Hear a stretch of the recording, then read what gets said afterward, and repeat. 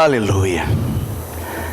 Como é bom ver pessoas novas em nosso meio, estando aqui conosco pela primeira, pela segunda, terceira vez, que estão nos dando o privilégio da sua presença. Nós nos sentimos muito felizes, alegres, contentes com a sua vinda aqui. Nosso desejo e a oração dessa igreja é que Deus rasgue o céu sobre a sua vida e que você possa ter experiências inigualáveis com o poder de Deus e com a presença de Deus. Que Deus te toque com o seu amor, com a sua graça, e que você possa descobrir em Deus o propósito que Ele tem para a sua vida, a razão da sua existência e como Deus te ama, em nome de Jesus. Então você é muito bem-vindo em nosso meio. Nós temos experimentado uma liberdade no Espírito muito grande. Então momentos como esse são frutos da nossa intimidade com Deus, que acaba sendo expressa para todos verem. Mas eu convido a você tranquilizar o seu coração, que nada venha a escandalizar você, que nada venha a assustar você, mas que você possa perceber que essa nossa paixão e a entrega que nós temos tido diante do Senhor é fruto do reconhecimento do quanto Deus é bom, do quanto Ele nos ama. Nós temos, a cada dia que passa, ficado mais apaixonados por Deus. Estamos cada dia mais e mais amando o nosso Senhor. E queremos, como prova do nosso amor, ouvir a sua palavra e obedecê-la. Jesus disse que aqueles que me amam, obedecem aos meus mandamentos. A prova do nosso amor a Deus não é simplesmente a nossa empolgação quando Deus fala, mas a prova do nosso amor a Deus é obedecer aquilo que Ele fala. O termômetro do amor que temos pelo Senhor não é necessariamente quantos cultos nós frequentamos, apesar de que frequentar cultos é extremamente importante para o nosso crescimento espiritual, e aqueles que não fazem perdem muito com isso. Mas o Senhor, na verdade, Ele quer ser amado através da obediência que nós temos no nosso dia a dia para com Ele. E o convite do Senhor é que você nesse momento abra o seu coração, porque Ele quer falar contigo, Ele quer te instruir, Ele quer te ensinar. Então assenta-te diante do Senhor nesse momento, abra o seu coração, tire toda a resistência que há no seu coração, porque o Senhor tem algo poderoso, lindo, maravilhoso, extraordinário a manifestar na sua vida.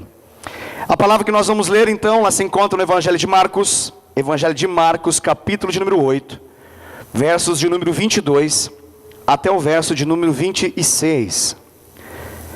É o relato de uma cura que Jesus manifestou para um cego num vilarejo, numa aldeia chamada Betsaida.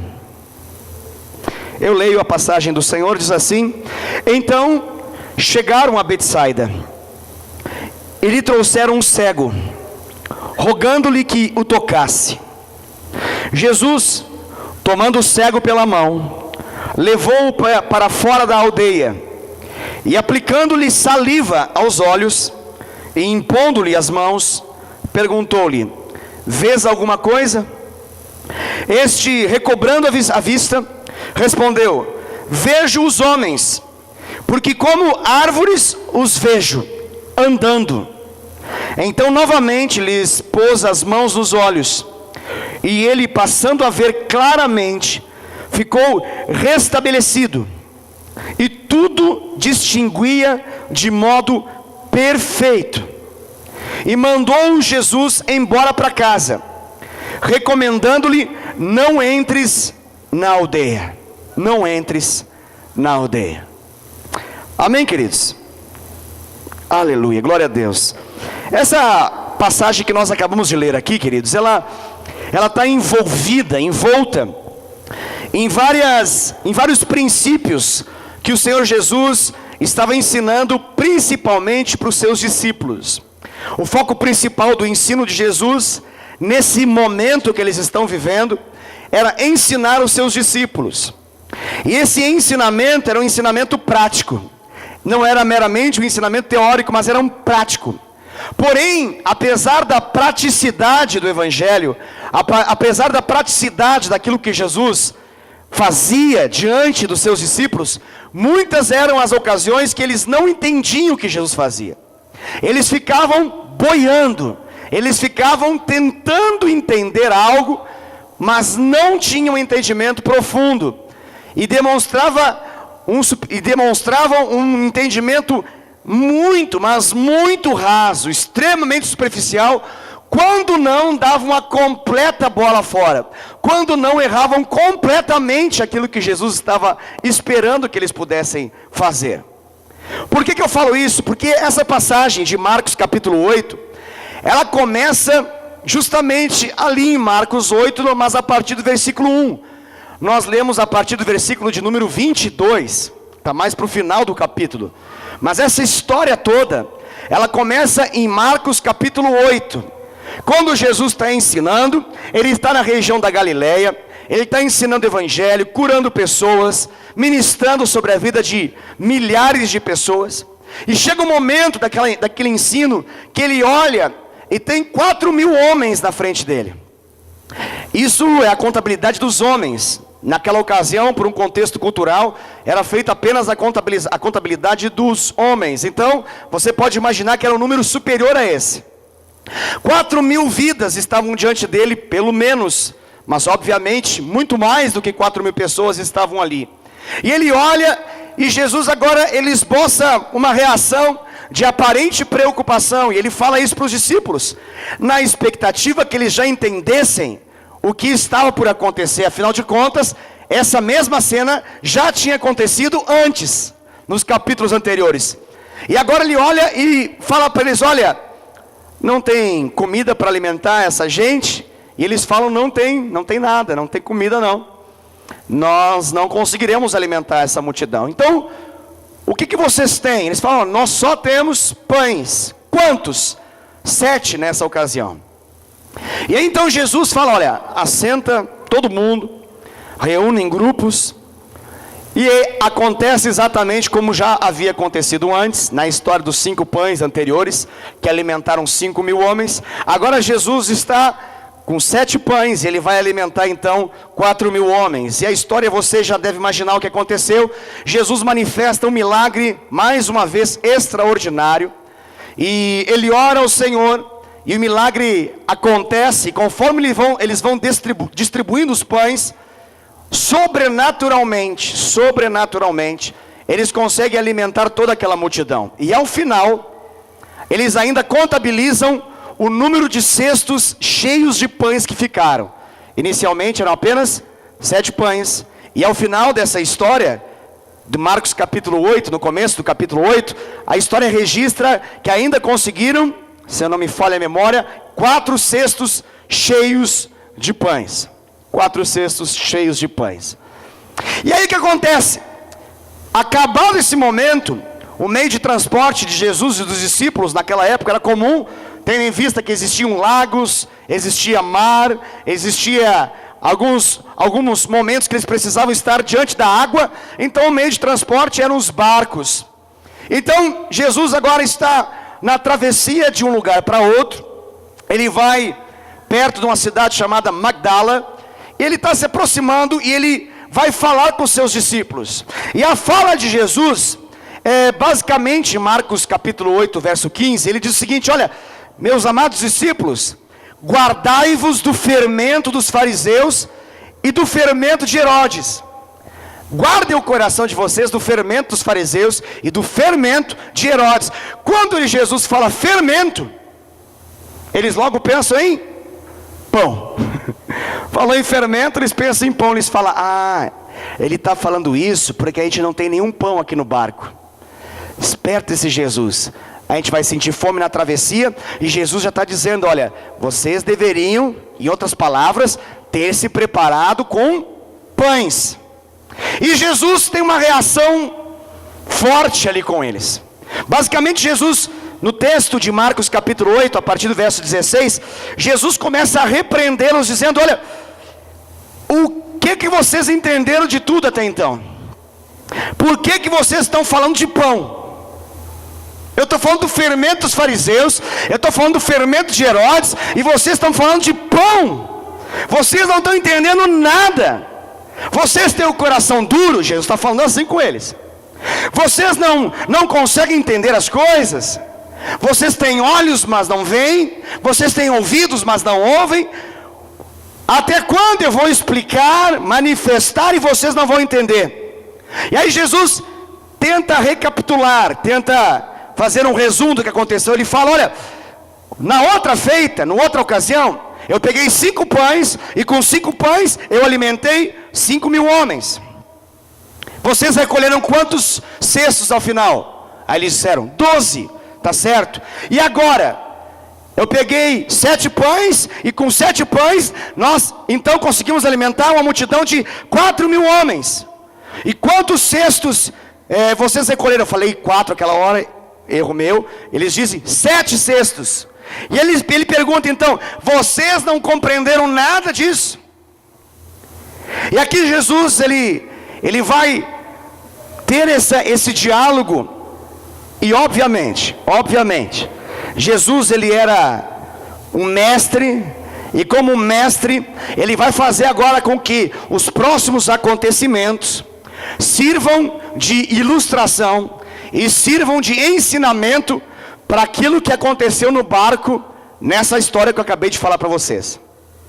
Essa história não parou aqui. Essa história, ela vai agora entrar no campo da história de Betsaida. E por que Jesus falou isso? Porque quando ele chega lá na cidade de Magdala, quando ele chega mais precisamente numa cidadezinha chamada Dalmanuta, os primeiros homens que vão recebê-lo são justamente os fariseus. E os fariseus, eles estão ali para poder fazer o quê? Eles estão ali para poder pedir um sinal dos céus. E Jesus fala para eles o seguinte: olha, não vou dar sinal para vocês. Por que vocês estão pedindo um sinal? Em verdade vos digo que essa geração não terá sinal algum. E deixando-os, tornou a embarcar e foi para o outro lado. E aí então, quando Jesus está nesse caminho, ele fala: cuida, guardai-vos do fermento dos fariseus. Cuidado, guardai-vos do fermento de Herodes. O que Jesus está dizendo? Olha, o fermento na Bíblia aqui, a conotação daquilo que Jesus está tentando falar para eles: olha, cuidado com o pecado, cuidado com o fermento, cuidado com aquilo que cresce e faz você ficar corrompido, cuidado com a corrupção da religiosidade, cuidado com as ideias que os fariseus tentam fazer vocês pensar e viver. Cuidado, livre-se disso. Vocês não vão conseguir entender nada daquilo que eu quero ensinar para vocês, se vocês tentarem de algum modo agraciar, se vocês tentarem agradar, se vocês tentarem fazer algo para se aproximar dessa raça, porque essa raça não quer sinal. O que eles querem é pegadinhas, o que eles querem é nos colocar em situações para sermos julgados e condenados. E aí Jesus fala: então cuidado com o fermento dos fariseus, cuidado com o fermento de Herodes. E eles não entenderam nada porque eles ficaram: é verdade, não tem pão. Jesus acaba de falar isso, eles falam: é verdade, não tem pão, não tem pão algum. E quando eles falam, quando a expressão não tem pão acontece, Jesus ele tem um momento de palavra dura. Basicamente ele está dizendo: como assim não tem pão? Me expliquem, nessa altura do campeonato, vocês me dizerem algo como não tem pão. Me explica isso. O que Jesus está tentando falar para eles? Jesus está dizendo o seguinte: como que vocês até agora não conseguiram entender que eu sou o provedor da vida de vocês? Como que até esse momento, aos 48 do segundo tempo, vocês não entenderam que eu sou a fonte de vida? Aleluia. Que eu sou a fonte de provisão em toda e qualquer ocasião da sua vida. Como que vocês dizem não tem pão, se vocês já tiveram 2 experiências em que eu provei que tem pão? E eles ficam: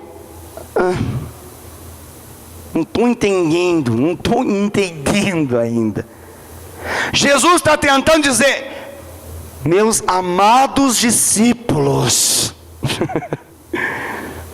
quando que vocês vão entender que vocês não podem andar por vista, mas vocês têm que andar por fé.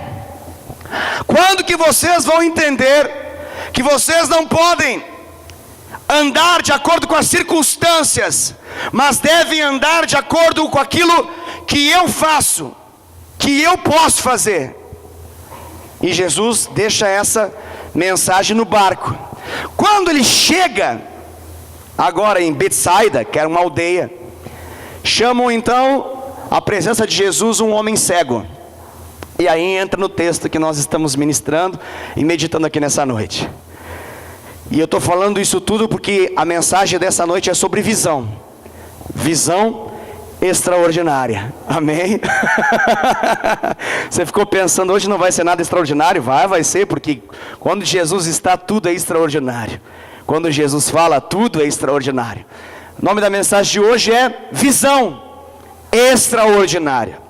Visão extraordinária. Pastor, aonde você quer chegar com essa mensagem? Você já deve ter descoberto aí no seu coração, enquanto eu falava, enquanto o Espírito Santo ministrava, o que Jesus quer falar ao seu coração nessa noite. Mas, se por alguma eventualidade você ainda está tentando entender, eu quero dizer para você mais uma vez que a história da cura do cego de Betsaida, ela quer nos mostrar a respeito daquilo que só Jesus pode fazer na vida de uma pessoa, e aquilo que só Jesus pode fazer na vida de um grupo de pessoas, do corpo de Cristo, da igreja, de uma igreja local como a nossa. Ele quer nos fazer ter uma visão extraordinária. Extraordinária. E se você se atentar àquilo que Jesus fez com esse homem cego de Betsaida, você vai entender como que Jesus nos conduz, como que Jesus nos leva a ter uma visão extraordinária. Primeiro ponto dessa mensagem.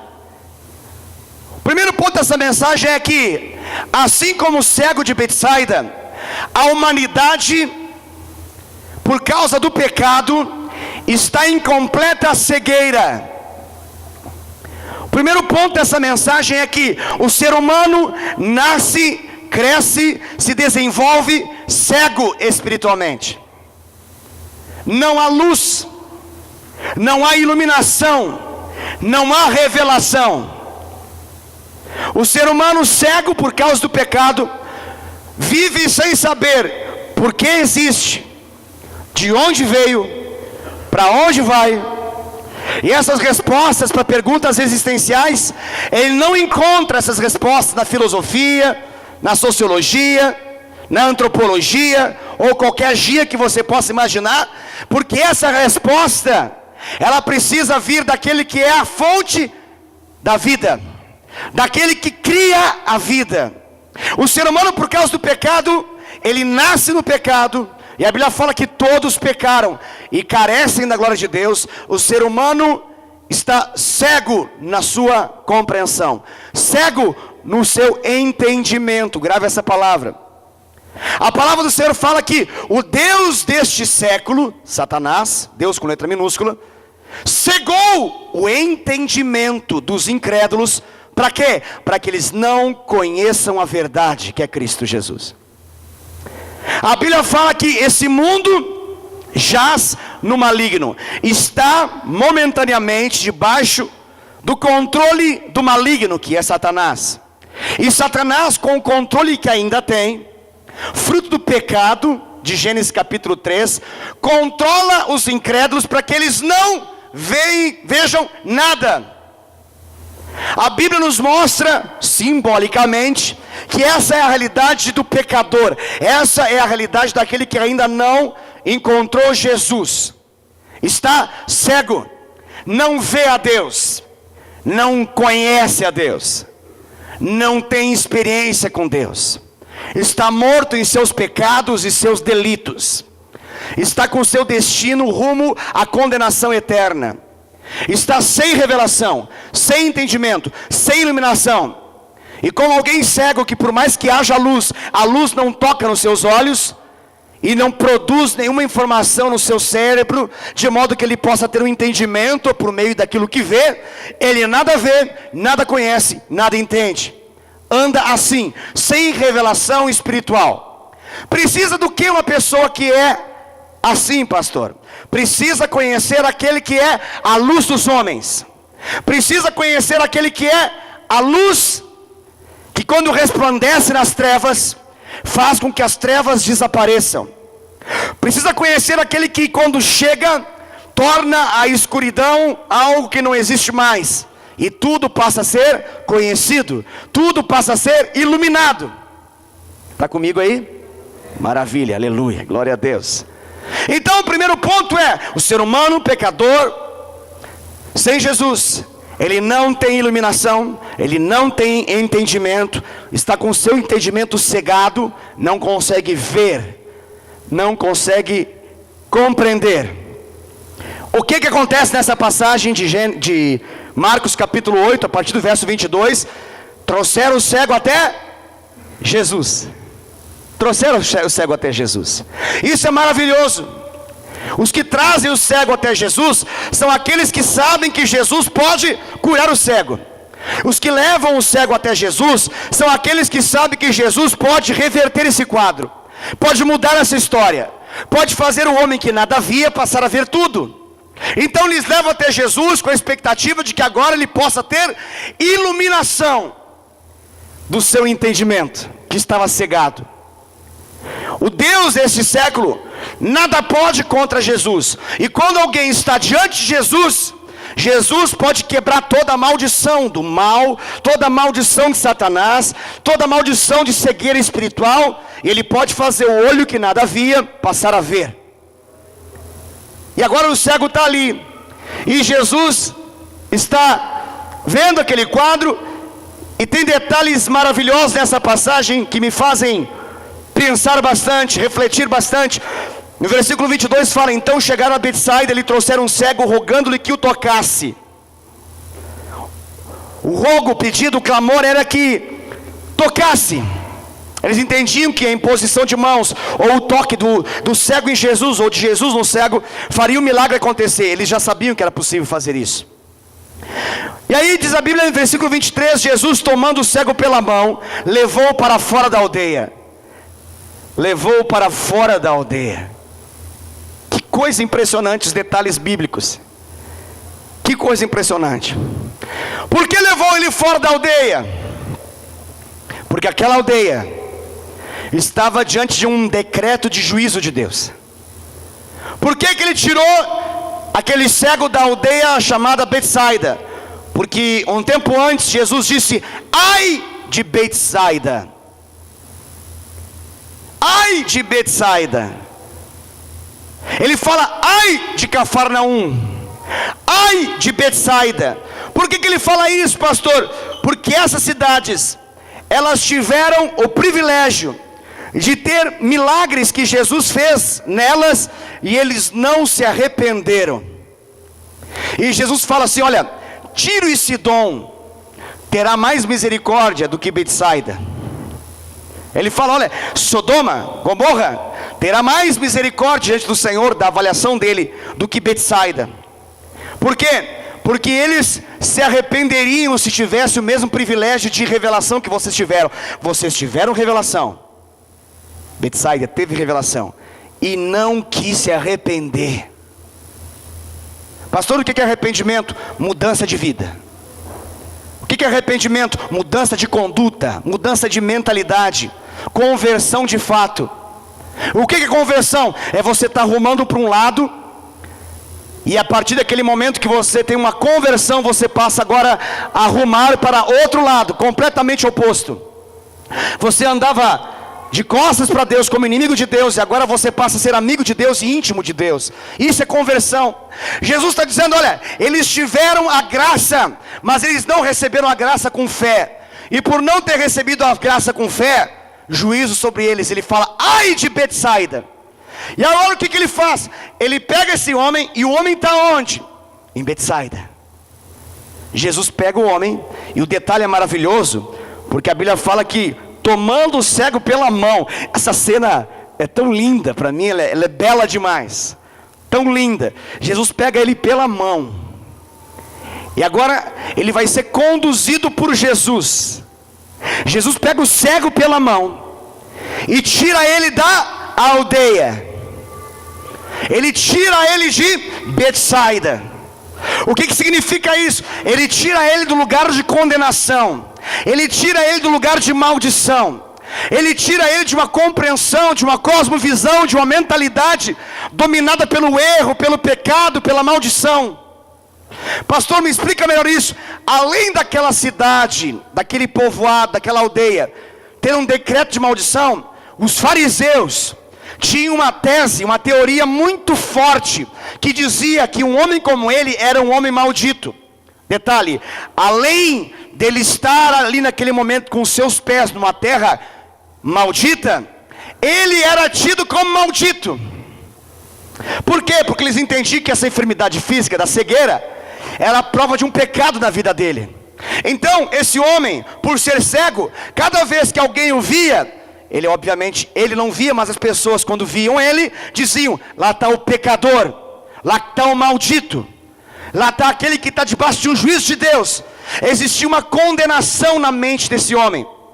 Ele tinha uma mente escravizada. A mente dele estava escrava. Ele não conseguia ver, mas ele conseguia imaginar. E toda a sua imaginação era formulada por meio de uma condenação na mente, como uma seta na mente dele. Ele tinha cravado na mente dele, que dizia: eu sou um pecador maldito, o que me aconteceu foi juízo de Deus, eu sou cego porque eu errei, eu fiz alguma coisa muito grave para o Senhor e Deus me puniu com a cegueira. Era essa a compreensão que ele tinha.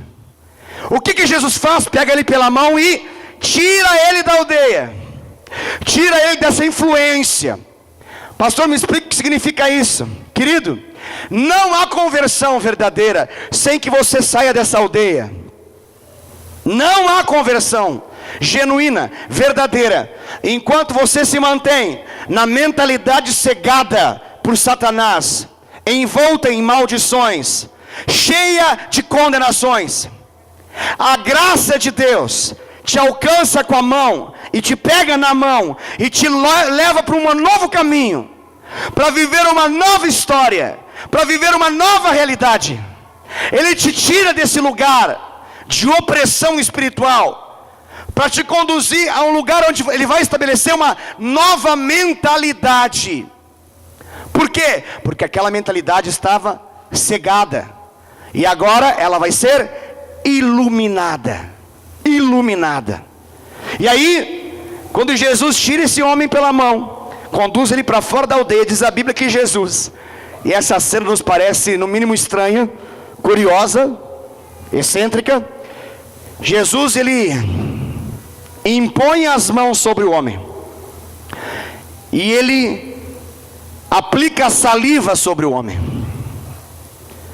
Detalhe técnico aqui que é interessante, diz a Bíblia assim, ó: Jesus tomou o cego pela mão, levou-o para fora da aldeia, e aplicando-lhe saliva aos olhos, e impondo-lhes as mãos, perguntou-lhe: vês alguma coisa? Eu não sei qual foi o método utilizado, mas se a gente entender que Jesus impôs a mão sobre ele e aplicou saliva, dá para interpretar que Jesus não usou as mãos para poder aplicar saliva, porque as mãos de Jesus já estavam ocupadas naquele momento. Então ele deve ter feito assim, de uma maneira muito ungida,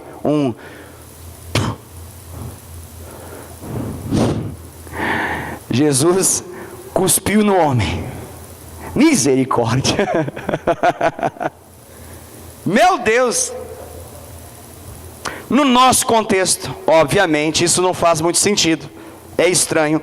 No contexto oriental daquela ocasião, a saliva era entendida, compreendida como um fator terapêutico nos processos. A saliva era compreendida como um fato que iria curar aquele homem.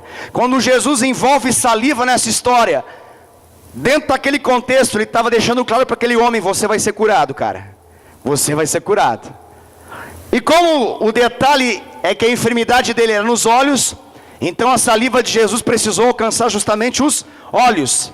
Se o problema dele fosse na boca, a saliva de Jesus, aleluia, você já entendeu? Então volta para mim, era nos olhos a questão. E agora Jesus então, ou dá uma cuspida, ou aplica nos olhos daquele homem. E aí Jesus faz o teste, importante. Jesus pergunta: você está vendo alguma coisa? Interessante essa pergunta. Jesus está ali e os discípulos estão ali também, ao ponto que vão escrever isso aqui depois. E Jesus está perguntando para eles, para aquele homem: você está vendo alguma coisa? E aí esse homem diz: olha, eu vejo homens como árvores, eu vejo eles. Eu vejo como árvores que andam. Ele está dizendo: eu deduzo que sejam homens. Eu identifico a voz, eu percebo que a voz está vindo deles, mas a maneira como eu estou vendo é que eles são árvores para mim. São árvores. Interessante esse negócio.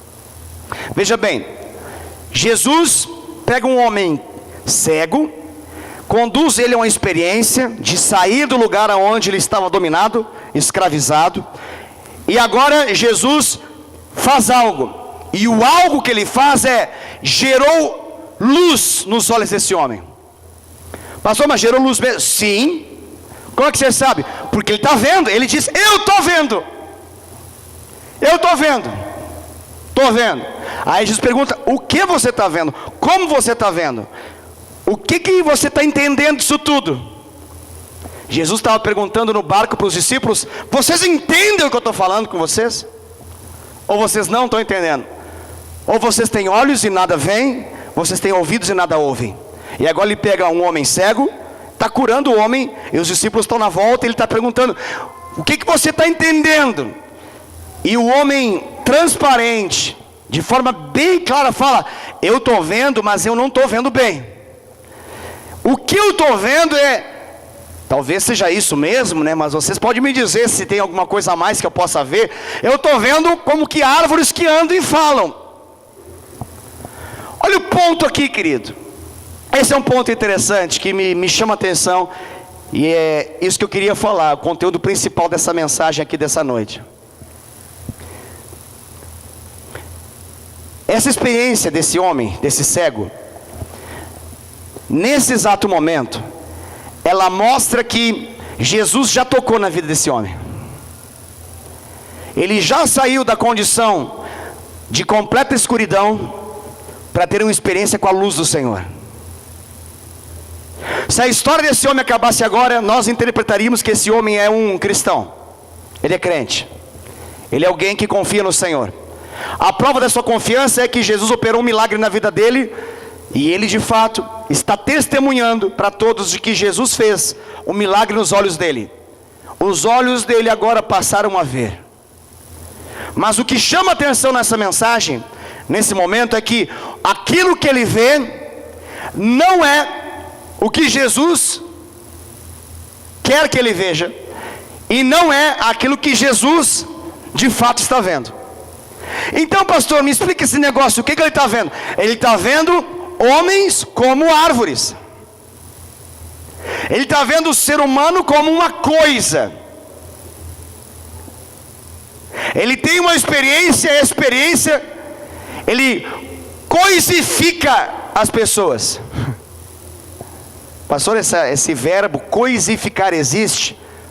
Acho que não, acabei de inventar. Ele coisifica as pessoas. Pastor, o que isso nos mostra? Nos mostra que é possível ter uma experiência com Jesus e você coisificar aquilo pelo qual Ele vai entregar a sua vida, aquilo que para Ele é o mais importante, aquilo que é a razão e o propósito pelo qual Ele veio a essa terra, que são vidas, pessoas. Mas essa é uma visão, pastor? E que visão é essa? Essa é a visão ordinária. Você estava esperando até agora para poder ouvir a palavra ordinária, né? Eu sabia disso, por isso que eu falei. Essa é uma visão ordinária. Pastor, com a visão ordinária dá para chegar no céu? Dá. Que tipo de visão ordinária é essa? É essa que vê homens como árvores que andam. Pastor, não estou entendendo bem onde você quer chegar, me explica melhor. Essa visão ministerial que a gente vê pessoas como coisas, essa visão ministerial que não está em completa revelação, que não está claro o suficiente, que não entende o propósito do Senhor, que pode facilmente confundir aquilo que Ele faz, e entender que Jesus está mais preocupado em dar coisas, em fazer coisas, com coisas. A árvore aqui é uma coisa, ela não é uma pessoa, ela não é a razão pela qual Jesus vai morrer na cruz. A árvore aqui não é a razão pela qual Jesus vai fazer o seu plano redentor. A árvore aqui é uma representação clara de que esse homem está vendo um tronco na frente dele. O que esse homem está vendo, pastor? Um tronco, uma viga de madeira na frente dele. Essa viga de madeira fala, essa viga de madeira se comunica, é uma pessoa, mas aquilo que ele vê é uma viga de madeira. Ele vê um tronco. Lembra do tronco? Lembra do tronco? Jesus está falando com seus discípulos e fala o seguinte: olha, vou explicar as coisas para vocês. Não julgueis para não seres julgados. Jesus está falando com eles, porque a medida que você usa para julgar alguém vai ser justamente a medida que as pessoas usarão também para julgá-lo. Aí Jesus diz o seguinte: olha, não fica tentando olhar, enxergar e tentar tirar o argueiro do olho do seu irmão, se tem uma trave no seu olho. O que é uma trave, pastor? Uma trave é um tronco, é uma viga de madeira. Você pode procurar depois o significado da palavra trave, tirando a ideia do futebol, que tem as traves, elas são de outro material que não é madeira, mas uma trave de fato é uma viga de sustentação, é uma viga. Jesus está dizendo o quê? Olha, a lógica humana é: minimiza o meu e maximiza o outro. E Jesus está falando o seguinte: olha, há um risco muito grande no julgamento, que você pode ficar num processo de hipocrisia. Talvez você pense assim: ah, entendi, nunca é para poder tratar a trave alheia. Não, Jesus não fala que não é para tratar a trave alheia.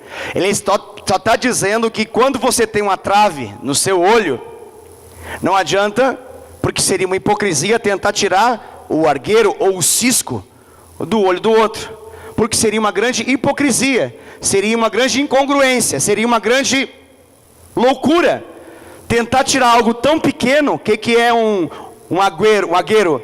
É como se fosse um gravetinho, como se fosse um ramo de uma folha que cai no olho, e isso chama atenção. Ele fala assim: por que seus olhos se inclinam tanto para isso, se você na verdade não consegue perceber a realidade da sua própria vida e do tronco que há? Detalhe, Jesus está falando o seguinte: olha, há um tronco. O que Jesus está dizendo? Olha, há um tronco no seu olho. Quando há um tronco, quando há uma trave no olho de alguém, tudo que eu vejo é um tronco, uma trave, porque eu só consigo ver o mundo a partir daquilo que os meus olhos permitem ver. A visão está condicionada à minha capacidade de ver.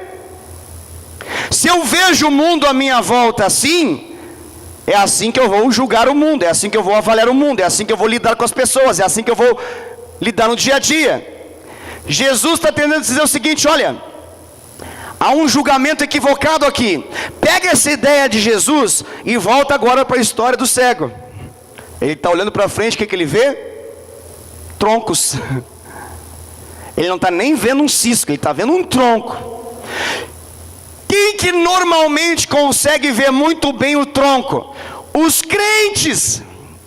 Quando alguém se converte, ele sai da completa ignorância do que é certo e do errado, para uma completa ciência do que é certo e do que é errado.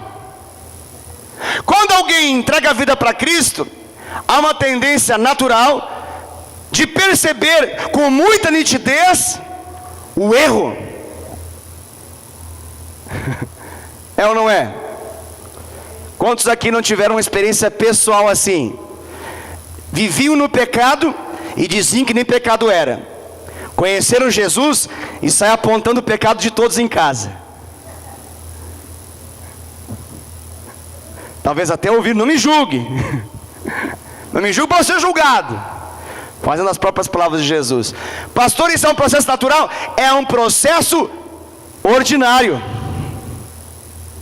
Mas esse é o processo que Jesus quer que se encerre nele? Não. Qual é o processo que Jesus quer nos levar? Sair da visão ordinária para uma visão extraordinária. A visão ordinária, ela está condicionada a ver trave, a ver viga de madeira, a ver árvores que andam.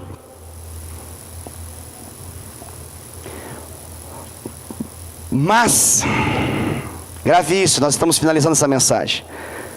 O Senhor quer nos conduzir a não olhar desse modo, mas olhar por fé. A não olhar a vida na perspectiva de alguém que enxerga o mundo como que trave, como que por árvores. Mas Ele quer nos conduzir a ver o ser humano, as pessoas, como elas de fato são para Ele, para Deus. Quer entender melhor essa passagem? Uma passagem que nos ajuda muito a entender o que Deus quer fazer na nossa vida. 2 Coríntios, capítulo de número 5, verso de número 17. Se você pode, quiser, abra comigo esse versículo. 2 Coríntios, capítulo de número 5, verso de número 17.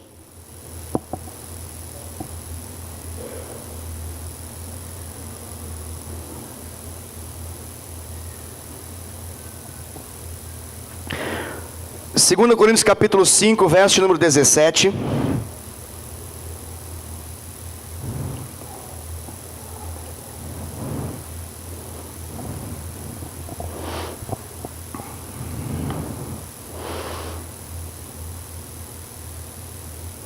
Diz assim, esse é um versículo muito conhecido. Diz, e assim, se alguém está em Cristo, quem está em Cristo aqui? Aleluia, você está em Cristo, eu estou em Cristo. Nós temos certeza disso pela fé. Nós temos convicção gerada pelo Espírito Santo em nosso coração, de que nós somos do Senhor. Então, e assim se alguém está em Cristo, é nova criatura. As coisas antigas já passaram. Aleluia. É filho de pregador isso aí, hein? Já está pregando aí também. Glória a Deus. E assim se alguém está em Cristo, é nova criatura. As coisas antigas já passaram, e eis que se fizeram novas. Esse é o versículo que você conhece muito bem. Amém? Vamos a um versículo agora que você talvez não conheça tão bem, que é o versículo 16, o anterior a esse. 16. Perceba o que diz lá. 2 Coríntios 5, 16. Que é o que antecede o 17 que nós acabamos de ler. Diz assim, ó: assim que nós daqui por diante a ninguém conhecemos segundo a carne. E se antes conhecemos Cristo segundo a carne, já agora não o conhecemos deste modo. E aí ele diz, e assim, se alguém está em Cristo, é nova criatura. As coisas antigas já passaram e eis que se fizeram novas. O detalhe da nossa vida, muitas vezes, que nós pegamos o versículo, tiramos ele do contexto, não entendemos por que ele foi narrado, por que ele foi falado. O versículo da nova criação, das coisas velhas já passaram e eis que se fizeram novas, está dentro de um contexto de visão. O apóstolo Paulo, no versículo 16, ele fala, olha, ele está dizendo lá, assim que de agora por diante, daqui para frente, nós não vamos mais ver segundo a carne. Não vamos mais ver segundo a carne. A quem que nós não vamos mais ver segundo a carne? Está lá no versículo 16, a ninguém.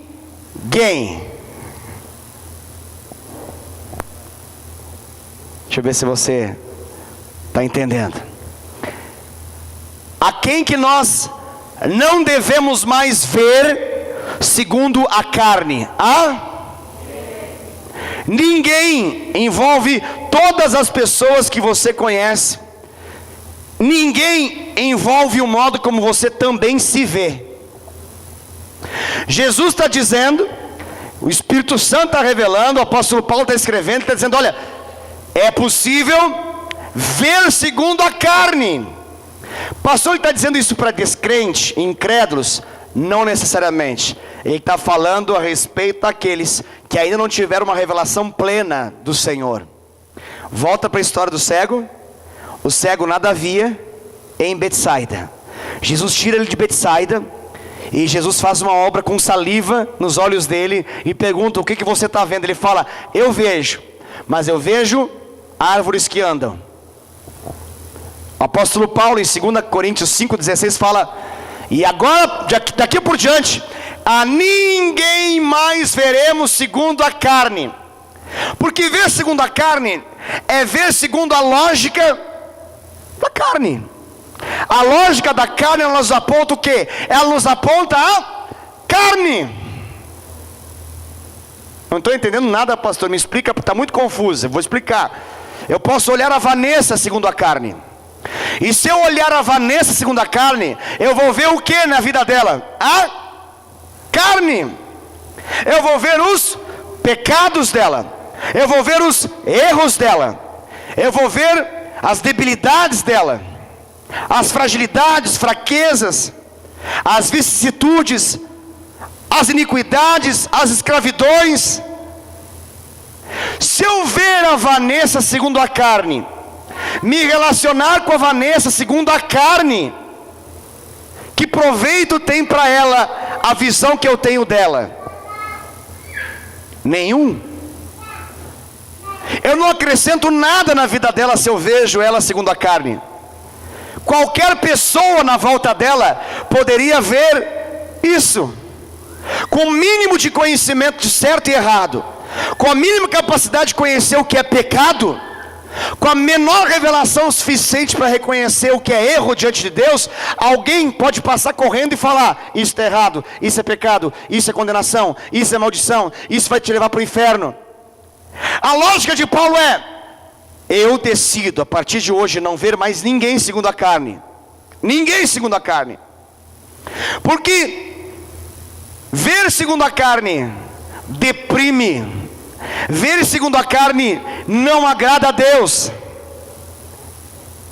Pastor, então que tipo de visão que nós temos que ver? É aquela que o versículo 17 fala: e assim, se alguém está em Cristo, nova criatura é. As coisas velhas já passaram, e eis que tudo se fez novo. Que visão é essa? Essa é a visão que eu estou chamando de extraordinária. Que visão é essa? É a visão que está de acordo com aquilo que Jesus vê. É a visão que a fé vê. Pastor, o que a fé vê? A fé vê o invisível. Agora ficou muito claro. Sim, a fé vê o invisível. Hebreus capítulo 11 versículo 1 fala: ora, a fé é a certeza. Pode colocar para nós lá, Adriano. Hebreus capítulo 11 versículo 1. A fé é a certeza das coisas que se esperam, e a convicção de fatos que não se veem. Dá também, filha, aleluia. Dá mais, Senhor, dá mais. O que é a fé, pastor? É a convicção de fatos que não se veem. Quantos têm fé que nós estamos aqui? Levante sua mão. Que coisa linda. Você não entendeu nada do que eu acabei de falar.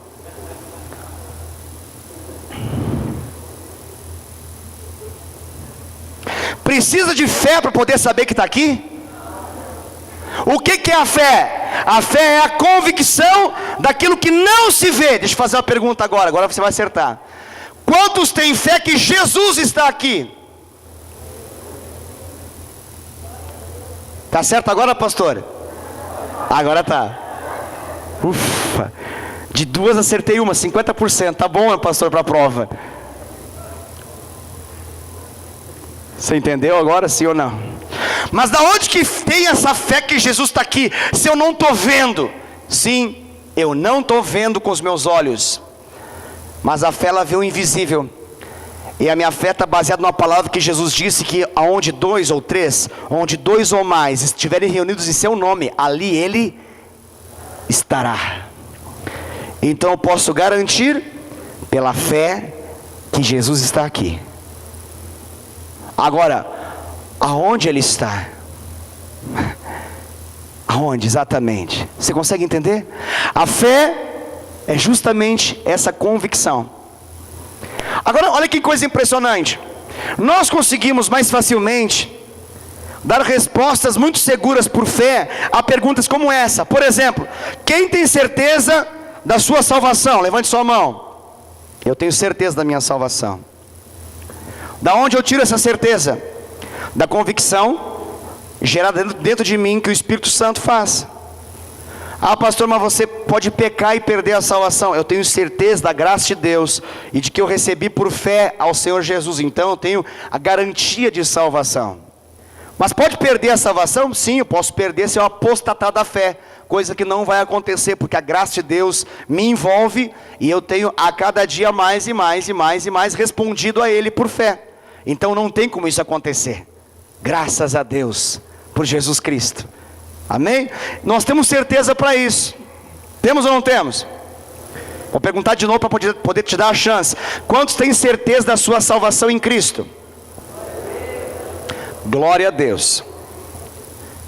Jesus diz que levou os nossos pecados na cruz e levou as nossas enfermidades na cruz.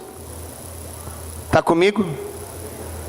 Jesus levou os nossos pecados na cruz e levou as nossas enfermidades na cruz. Isaías 53 nos mostra isso, que o servo sofredor faria justamente isso.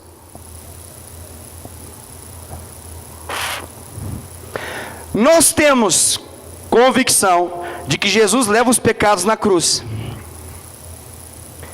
Mas por que às vezes é tão complexo para nós entender de fato que Jesus também levou as enfermidades na cruz? Está comigo ainda?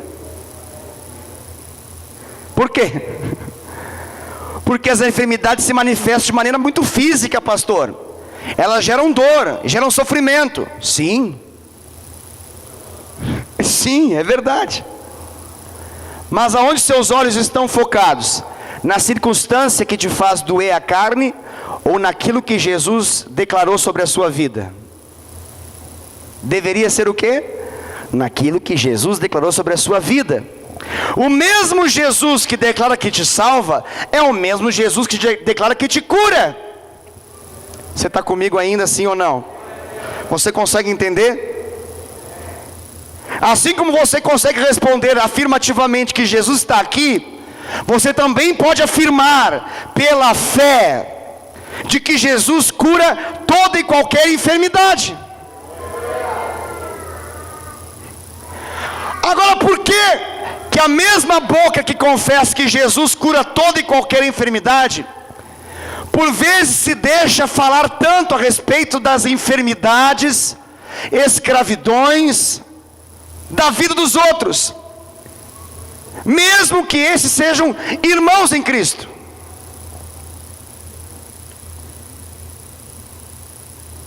Ah, pastor, porque isso é uma questão de posicionamento, isso é uma questão de a pessoa precisa se posicionar. Sim, mas a fé, ela traz à existência aquilo que ainda não existe. A fé, ela faz com as coisas que não são como se já fossem. A fé, ela toca o invisível, o que é imaterial, e traz para o visível, para se materializar. Você consegue entender isso? Aleluia. Jesus estava falando para aquele homem: olha, o que você está vendo? Eu estou vendo árvores. Jesus poderia parar ali, sim ou não? Poderia.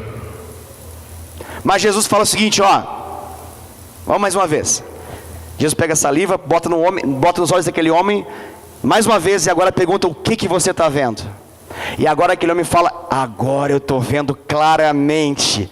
Agora eu estou vendo tudo à minha volta. Agora tudo tem cor, tudo tem definição, tudo agora está bem organizado. Agora eu estou vendo como deveria ver. E quando isso acontece, Jesus fala para ele: ó, então, seguinte, volta para sua casa. Mas detalhe, não entre nessa aldeia novamente. Você conseguiu entender o que Jesus fala? Volta para sua casa, volta a viver a sua vida.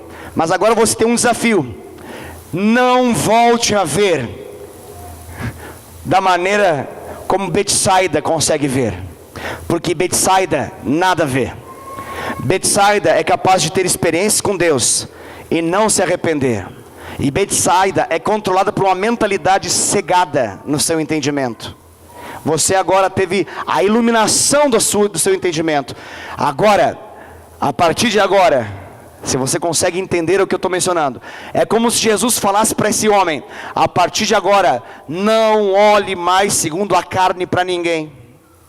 Os teus olhos foram recuperados e você passou a ver, não para simplesmente você, como os homens de Betsaida, poderem dizer que tiveram uma experiência com Deus, mas eu mudei você, eu transformei a sua história. E agora olhe para tudo à sua volta segundo a perspectiva da nova criação. Pastor, mas que loucura é essa? Isso é uma coisa que parece loucura, pastor. Parece insanidade, parece uma besteira muito grande. Você está tentando dizer que eu vou agora voltar para minha casa e eu vou olhar agora para aquele homem que ficou lá e fala que nunca vai se converter. Eu devo olhar para ele numa outra perspectiva? Sim, porque a perspectiva do homem que vê a árvore é voltar. Eu tenho um tronco lá em casa, pastor. Eu tenho um tronco que anda lá, mas tem uma trave lá, pastor, que eu vou te falar. Ou trave na minha vida, que trava a minha vida inclusive. Mas a perspectiva de Jesus é o quê? A minha boca vai declarar de acordo com aquilo que eu vejo. Grave isso. A minha boca vai declarar da maneira que aquilo que eu vejo.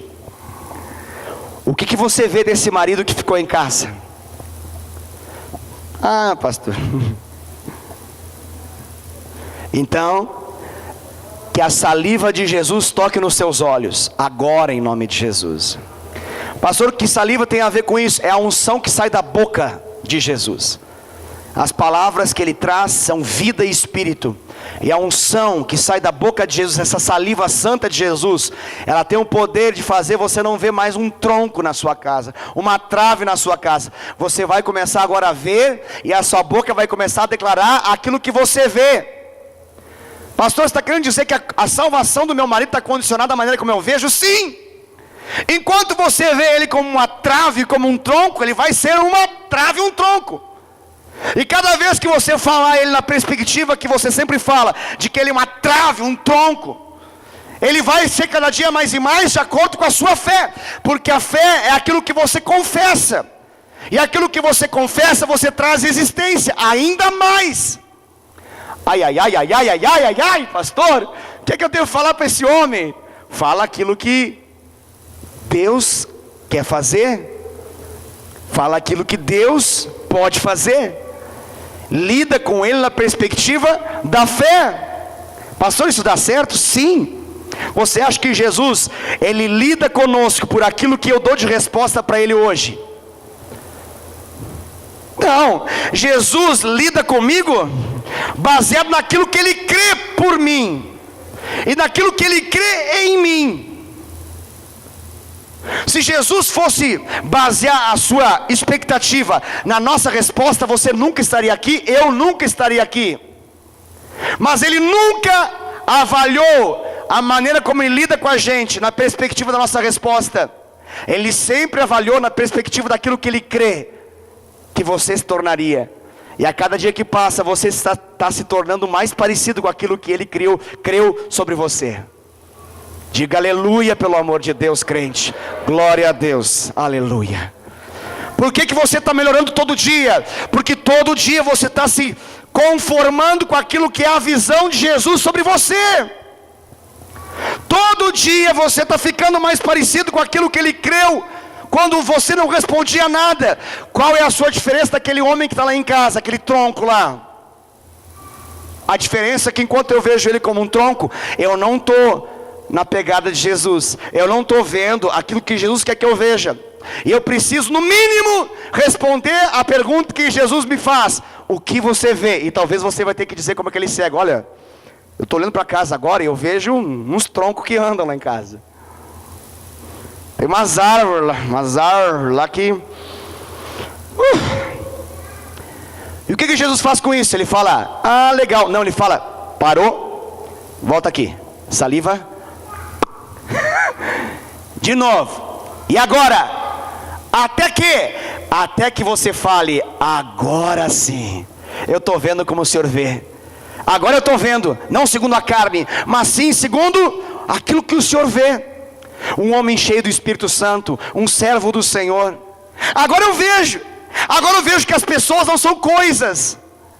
Agora eu vejo que as pessoas é a razão pela qual o Senhor saiu da sua glória para poder morrer na cruz. Agora eu vejo. Agora eu estou entendendo. Eu estou entendendo que eu não preciso olhar para as circunstâncias para ter fé. Eu tenho que ter fé para mudar as circunstâncias.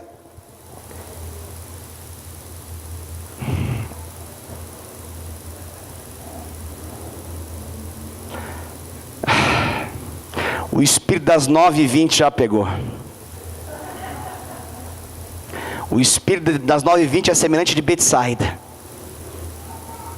Ele faz a gente esquecer o que Jesus fez num culto como esse. A gente fica mais preocupado com aquilo que vai acontecer daqui a pouco do que aquilo que Deus está fazendo. A fé, ela não se inspira nas circunstâncias. A fé, ela muda as circunstâncias. Qual é a circunstância que precisa mudar na sua vida? Não pense em coisas.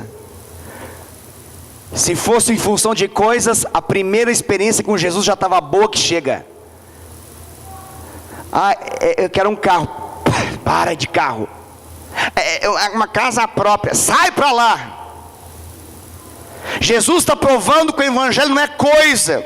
Os caras estão falando de pão. Ele fala: que é isso, meu Deus do céu? A essa hora do culto vocês estão falando de pão? Vocês já não entenderam que eu dou pão toda hora, todo dia? Eu crio do nada. Não é de pão que eu estou falando. Eu estou falando de vidas com vocês. O que vocês estão vendo? Ah, eu estou vendo árvore. Ai, para. Vamos de novo. Até poder ver da maneira que Jesus vê. Vidas da maneira que Jesus vê. Pastor, isso dá certo? Sim. Essa é a ótica da fé. Esses são os óculos que um crente maduro tem. Porque se nós olhamos segundo a carne, é só decepção. Olhe para a sua célula segundo a carne. O que acontece lá? Você tem expectativa de que venha 15, vem 5. O que você fala? Ai, meu Deus. Célula. Fala em crescimento, multiplicação, avivamento extraordinário. Tem 5 na frente. 5.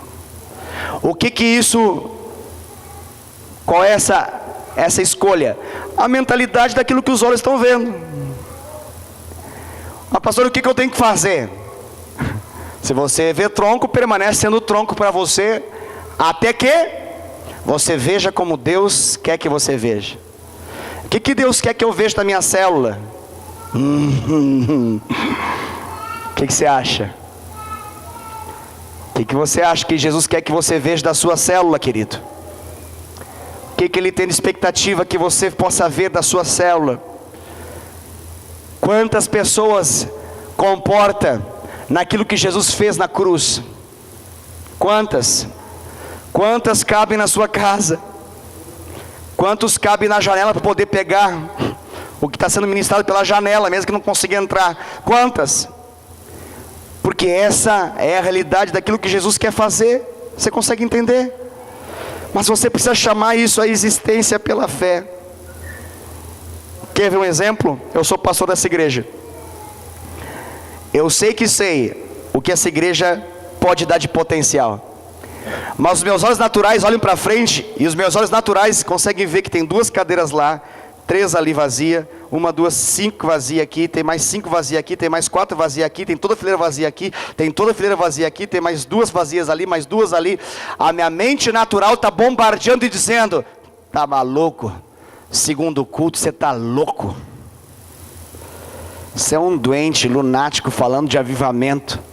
Se as pessoas preferem ficar em casa, fazer qualquer outra coisa, você está aí falando desse negócio de fome, paixão, avivamento, intimidade.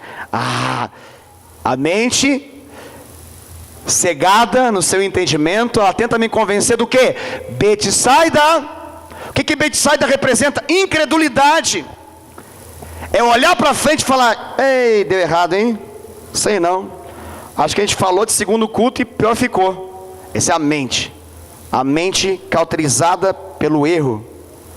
O que a mente a mentalidade da fé, ela faz? Ela cria. Ela cria. Pastor, o que você vê pela fé? Eu vou te falar o que eu vejo pela fé. Eu vejo um lugar tão abarrotado de gente, que a gente não cria um segundo culto porque é melhor poder equalizar as pessoas. A gente cria um segundo culto porque é uma explosão de pessoas no primeiro, e que nos força a fazer o segundo, o terceiro, o quarto, até ter grana suficiente para poder sair desse lugar e comprar um lugar 10 vezes maior. Assim que você vê, pastor, eu falo para você o que eu vejo. Eu vejo esse lugar aqui tomado de gente, de modo que não tem cadeira suficiente para poder sentar. Eles vão ficar sentando aqui, ó, aqui perto. Vou pregar mais resumido, não vou conseguir ir até lá. Vou ir só até aqui, assim, falar com as pessoas. Está entendendo, irmão? É isso, você também? Aleluia, glória a Deus. Pode ficar à vontade aí, irmãos, no chão. Aleluia. Você consegue ver isso, pastor? Você não é lunático, não. A fé, ela é a certeza de coisas que se esperam, e a convicção de fatos que ainda não se vê. É um fato. Não é machismo, é um fato. Sabe o que é um fato? É um fato. É um ocorrido, um acontecimento. É um fato. Não é uma suspeita. Não é um achismo. Não é uma incerteza. Não, é um fato. Um fato. Quais são os fatos que a sua fé vê, querido? Você agora vai ser convidado a você narrar isso. Pelo pastor? Não, por Jesus. Jesus falou assim: o que você está vendo? Por isso eu quero convidar você a você ficar em pé nesse momento. E a pergunta de Jesus é: o que você está vendo? Talvez você vai ter que dizer para Jesus: Jesus, eu estou vendo tronco, eu estou vendo trave, eu estou vendo árvore. Ok? E Jesus está aqui para poder, com a sua santa saliva, tocar os seus olhos e fazer você ver segundo a fé. O que significa isso na prática? Talvez você está vendo seu filho e é uma grande impossibilidade.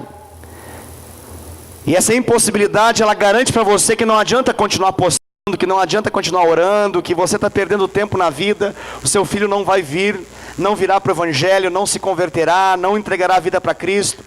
Talvez você está olhando o seu casamento assim, talvez você está olhando a sua célula assim, talvez você está olhando algumas realidades à sua volta, a perspectiva de alguém que só vê trave, só vê tronco. Submeta isso a Jesus.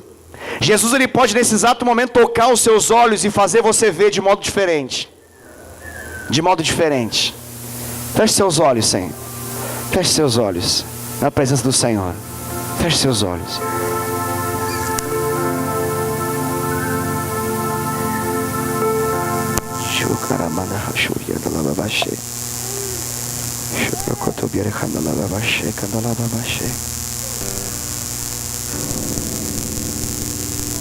Aleluia. Aleluia. Você está diante do Senhor Jesus, querido. E Jesus, ele pode tirar a cegueira e gerar luminosidade. Ele é a luz dos homens. Ele é a luz do mundo. E Ele está aqui. Ele está aqui. Ele está aqui para poder tocar a sua vida, a minha vida. Ele está aqui para poder nos conduzir Há uma experiência que nós vemos da maneira como Ele vê. De agora por diante, a ninguém mais veremos segundo a carne. A ninguém mais veremos segundo a carne.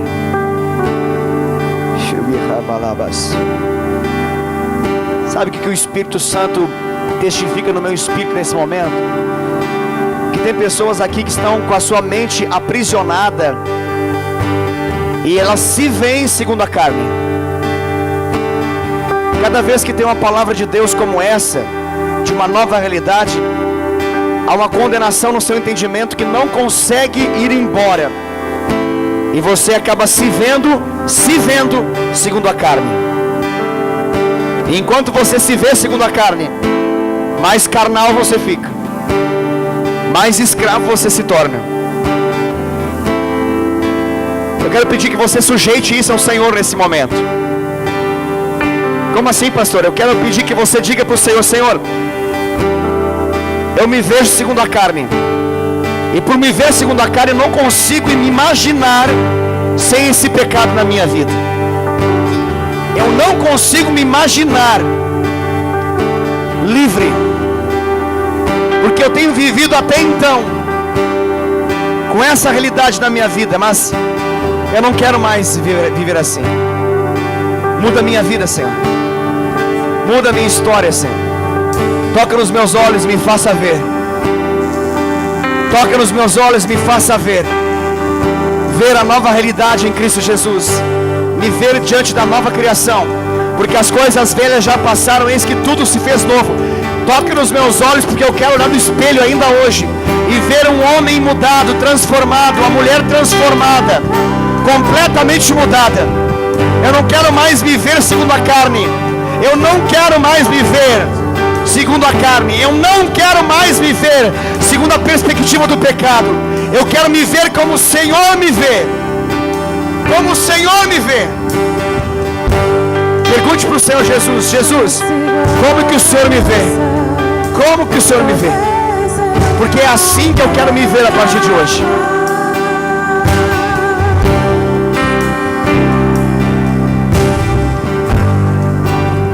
Estar em tua presença, nem que seja a última vez.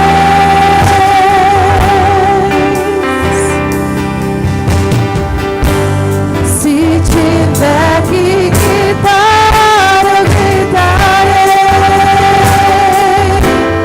Se tiver que chorar, eu chorarei.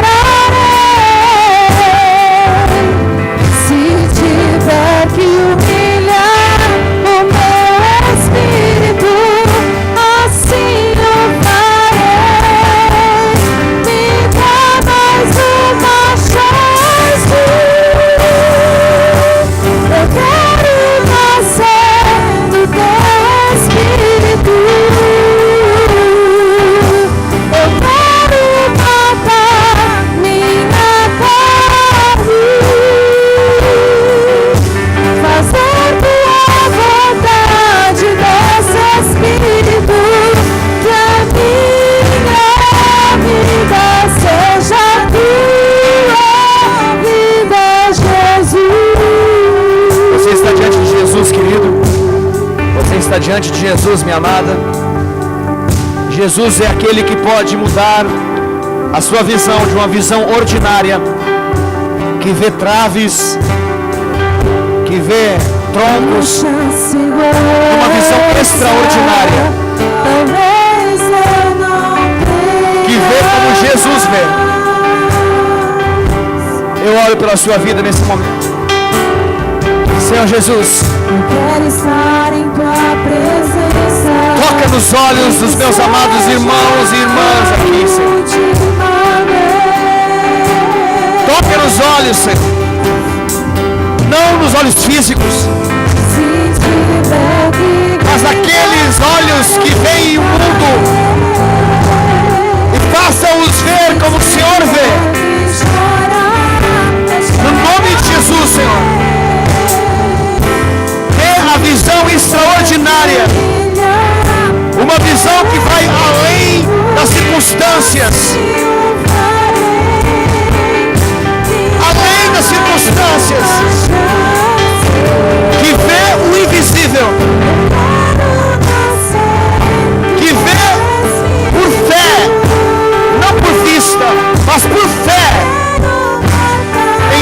Jesus, Pai. Que essa visão carnal morra, para que a tua vontade se manifeste em nome de Jesus. Em nome de Jesus, Pai. Obrigado por essa noite, por essa ministração, por esse culto, por tudo que aconteceu aqui, Senhor. Nós somos gratos a Ti.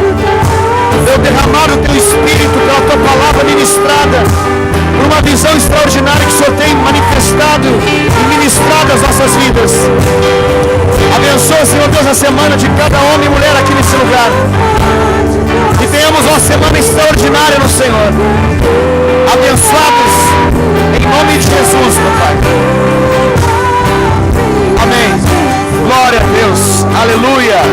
Amados, quando você sair aqui embaixo, você vai ter uma cantina que você pode se deliciar com x-salada e refrigerante ao valor de R$7. Nós teremos também a nossa rede de homens. Você pode pegar o seu convite com o Rogério. O Rogério está ali com os convites para você poder pegar ao custo de R$12 para você participar conosco na rede de homens. Amém? Deus abençoe a sua vida em nome de Jesus. Vá na paz do Senhor. Quero estar em tua presença, nem que seja a última vez.